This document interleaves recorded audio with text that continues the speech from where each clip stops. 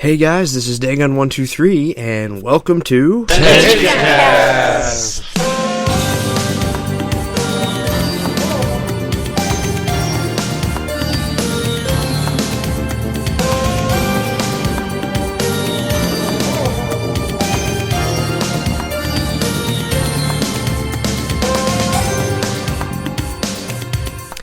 Hey guys, and welcome to the next exciting episode of Tenchicast, presented by Tenchiforum.com.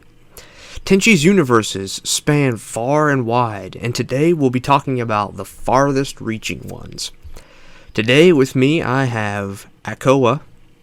How's it going, guys? And Ryoko's stepdad. You're gonna learn to love me. So, what is your favorite of the main cast universes? And why? My favorite is definitely Tenchi Universe. I've always felt that it was a little bit more exciting, more focused than the other universes, and I like the TV runtime because it gave them more time to put in good jokes and long-running jokes and character development.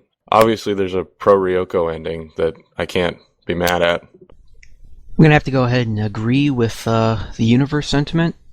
I have to say that it was probably the most most well-rounded of the three universes. It probably had the most excitement, the most variety, and probably probably most of the best humor of the three. And I mean, everybody was involved. Everybody was, it felt like everything was clicking on all gears, and it's something that I can easily watch over and over again. And if I were to introduce someone in the 20 years that the original OVA's been out, if I were to introduce someone to the series itself, I would say start with Universe. And I will agree with that sentiment. To me, Tenchi Universe really captured what people loved about all the characters from the OVA, and fleshed those traits out. The word filler nowadays has come to have a negative connotation in contemporary anime fandom, but in Tenchi, those episodes really helped the characters gain more depth with the fans. Sure, they weren't directly on the plot 100% of the time, but you don't need to be, because to me, that comes off as lame.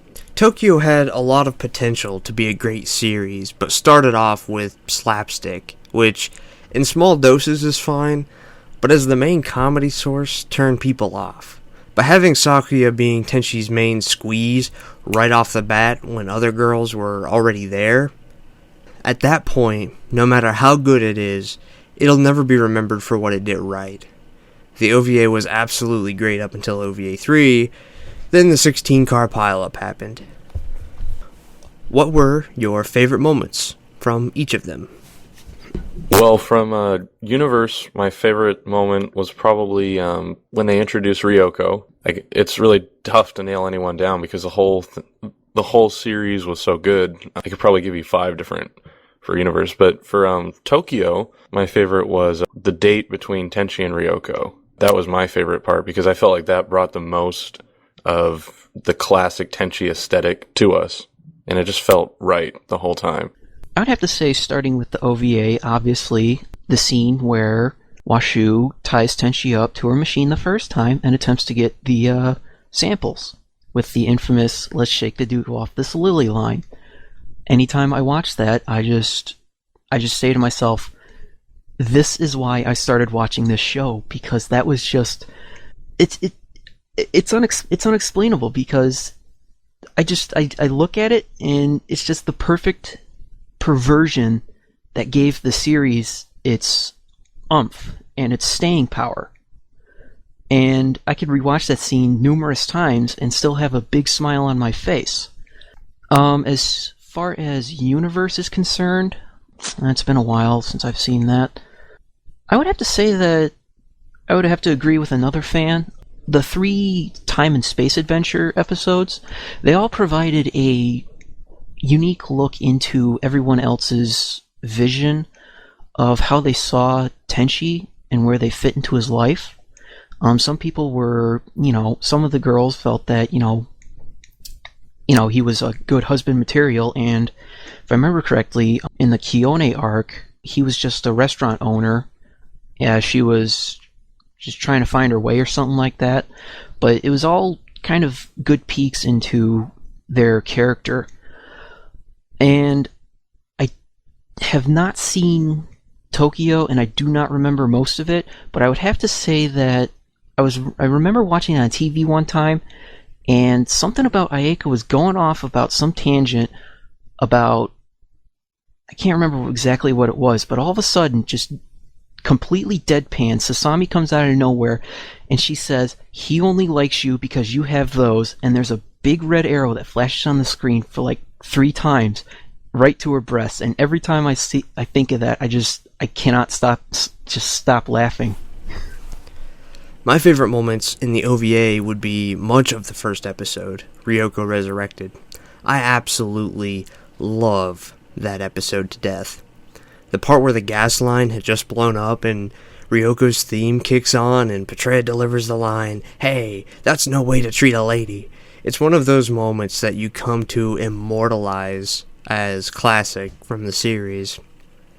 As for Universe, the last episode, right around the last 5 minutes, right when Tenchi turns Ayeka down on staying with her on Jirai, goes back to Earth, and because we had that emotional low blow when, spoiler, Ryoko dies, then for her to come back, Forevermore playing, and Tenchi embracing Ryoko in his arms, I can probably say, as a Ryoko and Tenchi fan, that is probably the greatest moment throughout any of the series for me. Tokyo's favorite scene for me was probably the ending again. One of those really nice bonding moments between Tenchi and Ryoko, and so close to a kiss. It's a really sweet way to end the series. I want to go on the record right now and say that I didn't hate Tenchi and Tokyo whatsoever. Tenchi and Tokyo had the makings of an exceptional Tenchi series, but ultimately its downfall is that it decided to focus on the weakest parts of the series as opposed to its strengths.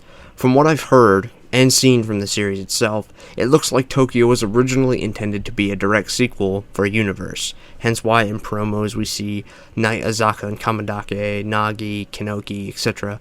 And looking at Yugi and her backstory, as well as in the very beginning they said, "Yay, we're celebrating our 2 years together."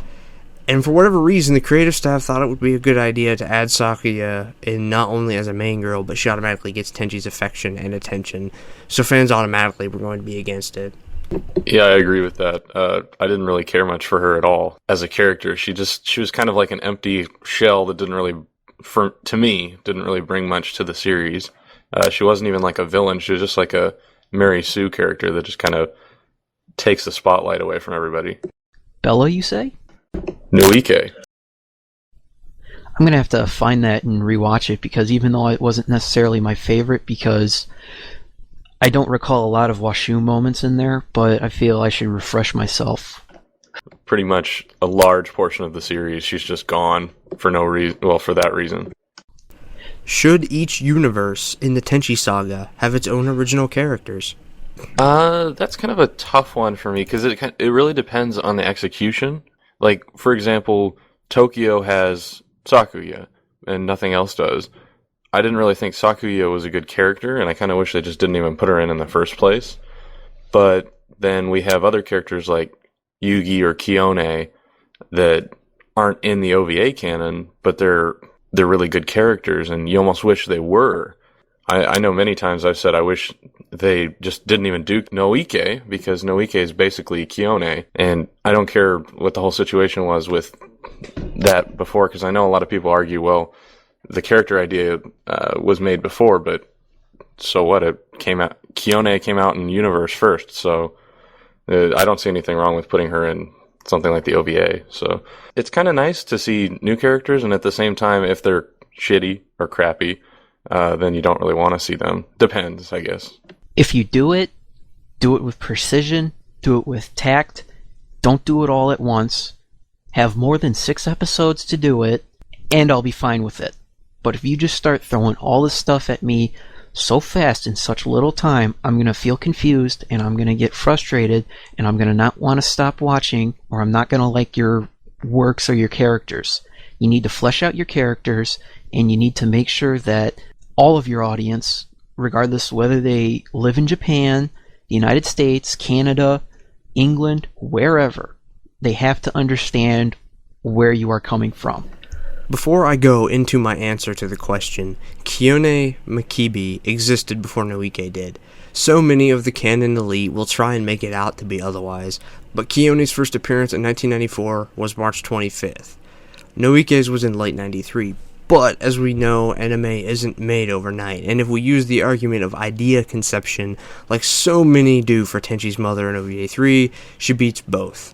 Besides, everybody cares about Kiyone because she fits, and to elaborate on that, the reason characters like Kiyone, Nagi, the Knights fit is because they fit in with the story perfectly, and they don't change the dynamic of the show, they only add to it. Kiyone was the perfect yin to Mihoshi's yang. She was the strong-willed workaholic, Mihoshi the lazy goofball. Nagi fit because she accentuated and added to Ryoko's character. So many times in anime, I'm looking smack dab at you, Haruhi. The character is no different than any other bland Motron character, except she says she's a god, and that's supposed to be the ultimate variable that makes them an interesting character, but there's really no proof of that. It's all bluffing, minus minor coincidence. Ryoko is a space pirate, so surely she has enemies and rivals somewhere. Who comes out of the woodwork to legitimize that? The bounty hunter Nagi, and her Cabot Kenoki. Again, another perfect circle. Why characters like Sakuya, and especially Noike, and most of the characters introduced through GXP, don't work is because we're not allowed to have them work their way up to us, the fans. There's no segue. We're force-fed these characters and told to deal with it. Characters who not only retcon and break the dynamic of the show, they're quote-unquote perfect, so they're completely out of touch with the fact that every other character on the show has a flaw of some sort to make them associatable, to make them real. Short of going into an OVA 3 rant right now, we'll save that for another podcast. Kajishima is just a terribly shitty writer. The spin-off and alternate universes that Tenchi is related to. We have Saint Knight's Tale, Duel, Photon, and El Hazard. And while technically El Hazard isn't related to Tenchi per se, it might as well be. It's called its sister series, like so many have coined it. When Hiroki Hayashi, who was one of the original creators of Tenchi, he was the original director, was pushed out by Masaki Kajishima's George Lucas syndrome, he went on to do El Hazard. El Hazard has the same producer, and even had the same team at AIC working on El Hazard. And of course, the cameos that happen across both. Saint Knight's Tale follows Tenchi's half-brother Kenshi on the world of Geminar. Duel, to describe it best in the shortest way possible, is what if the creator of Tenchi Muyo did his own version of Evangelion? Great mech series that follows the character Kazuki Yotsuga and his visions of giant mechs from a parallel universe. I haven't actually seen Photon, so I'll let you take the reins, Akoa. Alright, well, Photon's kind of a more obscure spin-off to most people. A lot of people haven't really heard about it, and it's kind of I believe it's out of print right now, but it's about a guy named Photon Earth, and he lives in this small village on, I don't remember the name of the planet, but his friend writes with a marker on his head, Baka. That's the word for idiot. So they write that on his head, and then he goes out into the forest, and he's just kind of screwing around, and then he ends up falling into this cave, and in the cave he finds this person named Kine in an almost like a pod, and he has a marker in his pocket, and he sees her, and he writes Baka on her forehead just for fun. And apparently on her planet where she came from, if two people have the same thing written on their head, they're engaged. So she sees that they both have the same thing on her head, and then she's kind of like a Ryoko character, and she takes it to be that they're engaged, and so she just kind of latches onto him and hangs around him. And for the rest of the series, they don't really know it most of the series, but there's a guy who's kind of like Kagato, but goofier, and he has goofy alien minions that kind of look like weird chibi monkey things, and he's trying to take over the world with this orbital array device, and it's all craziness from there. But it's kind of like it's kind of like Tenchi, but more goofy, more slapstick, more fun. Not that much ecchi, but kind of like GXP without as much ecchi. And then El Hazard, which follows Makoto, a young boy who finds the ruins of an ancient civilization in his school, or stumbles upon them rather, after being attacked by Jinai, one of the show's main antagonists, and is transported to the mystical, magnificent world of El Hazard. The show is great, and it's one of those shows where the dub is so good that it's considered unanimously among the anime community as being better than the sub. So, what is your favorite of all of these? My favorite, which, if anybody talks to me for any period of time about Tenchi spinoffs or anything, it's always going to come back down to now Saint Knight's Tale. I just felt like that series was Kajishima channeling his inner original OVA Tenchi in a modern setting. I just love all the characters. The villain is great. The story is great. There's ecchi in it, but there's not too much to the point where it's just made me tune out of the series. And then the comedy is great too. It's very reminiscent of early Tenchi comedy. And it has mechs too, so really, I mean, it covers all the bases. And there's not much more I can say. I want a U.S. license release now so I can buy the box set, because I would buy it right now if they released it. The only thing I can be able to say is I probably have now 3 or 4 series that I need to watch. Which one is my favorite? Oh man, that's a tough one. See, I'm an optimist. I try to find the good in everything, especially when it comes to anime. Each of the series here had something about them that made me like them.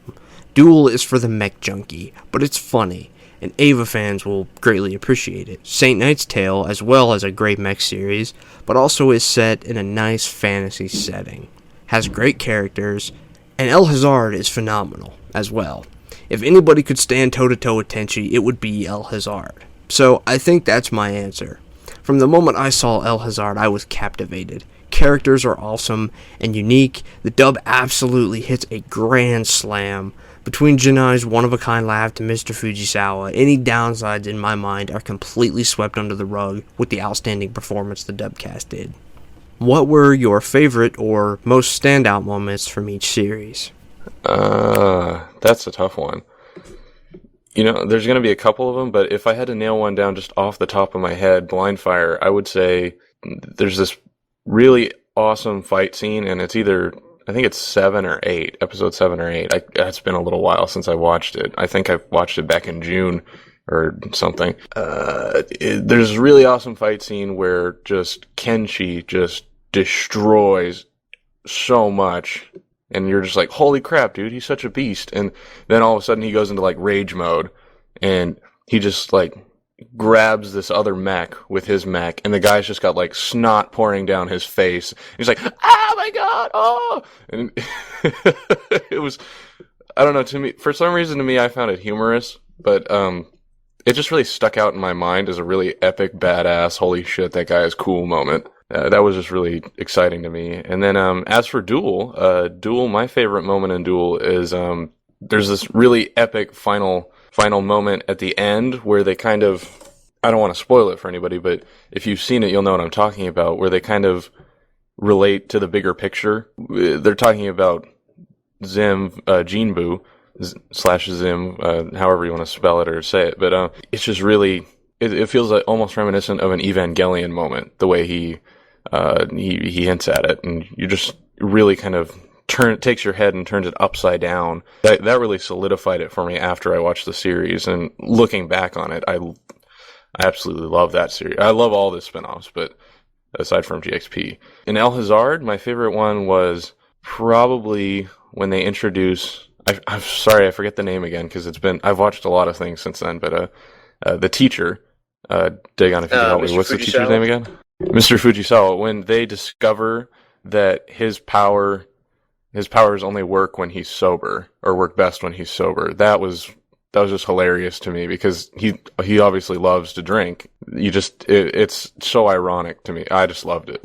Photon, my favorite moment is, for most of the series, it's kind of, I don't want to say small scale, but it's kind of like Tenchi, where it doesn't really shove anything big in your face for a little while, and then kind of at the end you see the bigger picture. But at the end, there's this really great moment when they're in space, and you just see this giant mech thing, and you just kind of get this really big sense of scale because it kind of pans back and you can see the planet in the background and there's this giant mech and you're just thinking in your head, how is he going to beat that? And it just looks really cool. It's really hard to explain. Yeah. In Duel, it's more of a small scale moment, but when Kazuki gets knocked down in the mech for the first time, or Heartsena for the first time, and he has this moment of complete helplessness, his eyes are shaking back and forth, and everyone's screaming at him to get up. It's moments like that that I love because the mask is taken off. There's no script, per se. It's just, what the hell do I do? It gives him more humanity. I haven't seen Photon, so I can't answer there. In St. Knight's Tale, I don't want to give away too many spoilers, simply to say, when the character Dagmire gets his comeuppance, oh man, is it a good moment. One of those, I've been waiting the whole show for this moment. And finally, at the end of El Hazard 2, or towards the end of the second OVA, I don't want to give away spoilers again, but Makoto is being chased by the girls, and Fujisawa also happens to be running away from someone, and they run into each other, and Fujisawa says, "What do we do?" And Makoto says, "Sensei, what did the Confederacy do when they were losing?" They both look at each other and yell, "Retreat!" And they book in the other direction, and I laughed so hard at that. Just the way the music was and the goofiness. I was almost in tears from the scene. Of all the references, just a hilarious moment I'll never forget. Well, thank you guys for coming in. Do you have anything you want to add? I would say if anybody hasn't watched the spin-offs to the series and is looking for something good to watch, then they should definitely check into all of the spin-offs we mentioned here today. If not for the sake of watching a new show, then for the sake of catching the references to different series and just for the fun of it. You get to see similar character development in each of them, so I'd go for it. Don't do drugs, stay in school, and always listen to your grandparents, even if he is a perverted old man. Until next time, stay gold.